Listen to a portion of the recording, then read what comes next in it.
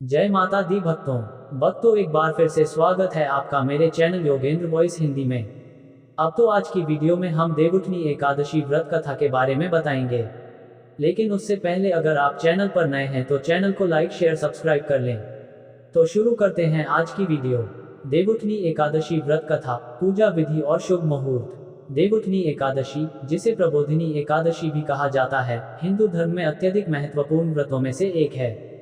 इस एकादशी के दिन भगवान विष्णु 4 महीने की योग निद्रा से जागते हैं और संसार में पुनः सक्रिय होते हैं। ये दिन विशेष रूप से भगवान विष्णु और तुलसी के विवाह के रूप में मनाया जाता है। इसे विवाह का शुभारंभ भी माना जाता है, जिसके बाद से सभी तरह के मांगलिक कार्य प्रारंभ हो सकते हैं। देवउठनी एकादशी व्रत कथा। पौराणिक कथा के अनुसार सतयुग में एक राजा महिष्मत राज्य करते थे, जो कि विष्णु भक्त और धर्मपरायण राजा थे। वे अपने जीवन में सभी प्रकार के धार्मिक अनुष्ठान करते थे और सदैव भगवान विष्णु की भक्ति में लीन रहते थे। एक दिन उन्होंने विचार किया कि ऐसा कौन सा व्रत किया जाए जिससे भगवान विष्णु की विशेष कृपा प्राप्त हो और उनके राज्य में हमेशा सुख समृद्धि का निवास हो। राजा ने अपने गुरु से इस बारे में परामर्श किया। गुरु ने उन्हें कार्तिक मास के शुक्ल पक्ष की एकादशी को देवउठनी एकादशी का व्रत करने का सुझाव दिया और कहा कि यह व्रत अत्यंत पुण्यकारी है। गुरु ने बताया कि इस दिन भगवान विष्णु 4 महीने के योग निद्रा से जागते हैं, इसलिए इस एकादशी को देवउठनी एकादशी कहा जाता है। इस व्रत को करने से व्यक्ति के समस्त पापों का नाश होता है और उसे विष्णु लोक की प्राप्ति होती है। गुरु के निर्देशानुसार राजा ने देवउठनी एकादशी का विधिपूर्वक व्रत किया। इस व्रत से राजा को अपार पुण्य की प्राप्ति हुई, उनके राज्य में सुख शांति और समृद्धि का वास हुआ और उनके प्रजा में भी इस व्रत का पालन करने की प्रवृत्ति बढ़ी। तभी से देवउठनी एकादशी का व्रत अत्यंत पवित्र माना जाने लगा और इसे सभी विष्णु भक्त श्रद्धा और आस्था के साथ मनाते हैं। देवउठनी एकादशी की पूजा विधि।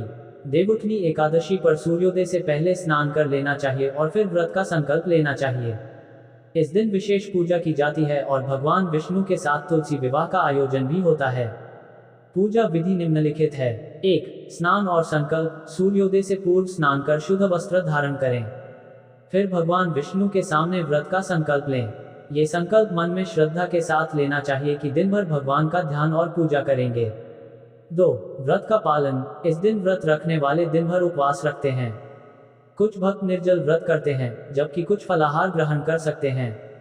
3. भगवान विष्णु की पूजा। पूजा के लिए भगवान विष्णु की प्रतिमा या चित्र स्थापित करें। भगवान को पीले पुष्प, तुलसी पत्र, धूप, दीप और नैवेद्य अर्पित करें। इसके बाद विष्णु सहस्रनाम का पाठ करें या ओम नमो भगवते वासुदेवाय मंत्र का जाप करें। 4. तुलसी विवाह। शाम के समय तुलसी के पौधे का विशेष रूप से श्रृंगार किया जाता है। तुलसी के पौधे को वस्त्र पहनाया जाता है और गन्ने, आंवला, आम के पत्तों से सजाया जाता है। इसके बाद भगवान शालिग्राम, जो कि विष्णु का प्रतीक है, का तुलसी के साथ विवाह संपन्न किया जाता है। 5. आरती और प्रसाद वितरण। पूजा के अंत में भगवान की आरती करें और प्रसाद वितरण करें। इस व्रत का फल पाने के लिए पूरी श्रद्धा के साथ इसे संपन्न करना आवश्यक है।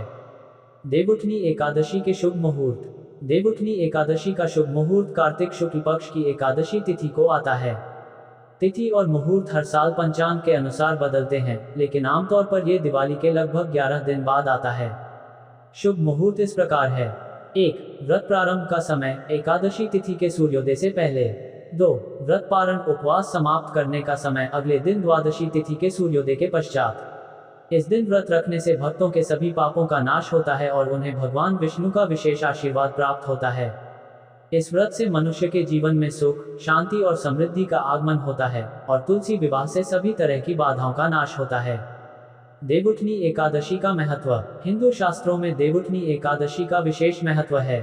मान्यता है कि इस दिन भगवान विष्णु 4 महीने के योग निद्रा से जागते हैं। ये समय देवशयनी एकादशी आषाढ़ शुक्ल एकादशी से लेकर देवउठनी एकादशी कार्तिक शुक्ल एकादशी तक का होता है, जिसमें भगवान विष्णु विश्राम करते हैं और सभी मांगलिक कार्य रुके रहते हैं। तुलसी विवाह के धार्मिक और सांस्कृतिक महत्व के कारण इस दिन का विशेष स्थान है। यह विवाह भक्तों के जीवन में सुख समृद्धि लाता है और उनके सभी पापों का नाश करता है। कहते हैं कि जो व्यक्ति इस दिन तुलसी और शालिग्राम का विवाह विधि पूर्वक करता है, उसे विष्णु लोक की प्राप्ति होती है और उसके परिवार में सुख शांति बनी रहती है। इस प्रकार देवउठनी एकादशी का व्रत धार्मिक दृष्टि से अत्यंत महत्वपूर्ण है और इसे श्रद्धा के साथ संपन्न करने से भक्त के जीवन में सकारात्मकता, समृद्धि और सुख शांति का संचार होता है। हेलो भक्तों, कैसी लगी वीडियो? अगर वीडियो अच्छी लगी हो तो चैनल को लाइक शेयर सब्सक्राइब जरूर करें। जय माता दी।